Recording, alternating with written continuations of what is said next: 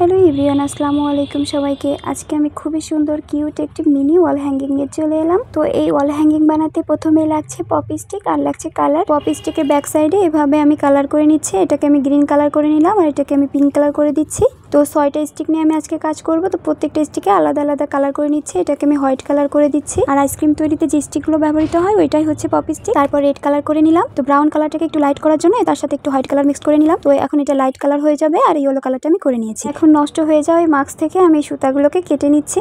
এটাকে আমি এর বেজ হিসেবে ব্যবহার করব। তো সুতার উপরে গ্লু দিয়ে এভাবে স্টিকগুলোকে আমি অ্যাটাচ করে নিলাম। আশা করছি এই পর্যন্ত আপনারা খুব ভালোভাবে বুঝতে পেরেছেন।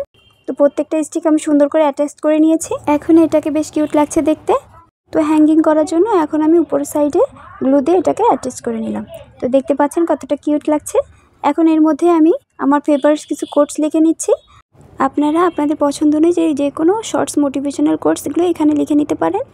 তো আমার পছন্দ অনুযায়ী 6টা কোর্স এখানে আমি লিখে নিচ্ছি। এই পর্যায়ে আপনাদের কাছে রিকোয়েস্ট থাকবে, ভিডিওটা যদি আপনাদের একটু ভালো লাগে তাহলে অবশ্যই আমার চ্যানেলটাকে সাবস্ক্রাইব করে যাবেন।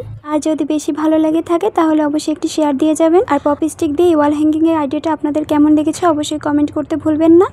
তো দেখুন কত সহজে আমি কিউট মিনি ওয়াল হ্যাঙ্গিংটা বানিয়ে ফেললাম। আইসক্রিম খাওয়ার পর স্টিকগুলো ফেলে না দিয়ে চাইলে এভাবে মিনি কিউট ক্রাফট প্রজেক্ট তৈরি করে নেওয়া যায়। এই ধরনের ছোট ছোট ওয়াল হ্যাঙ্গিং বানিয়ে আপনারা আপনাদের রিডিং টেবিলেও রাখতে পারেন। দেখতে কিন্তু অনেক ভালো লাগবে। So enough for today, take care, আল্লাহ হাফিজ।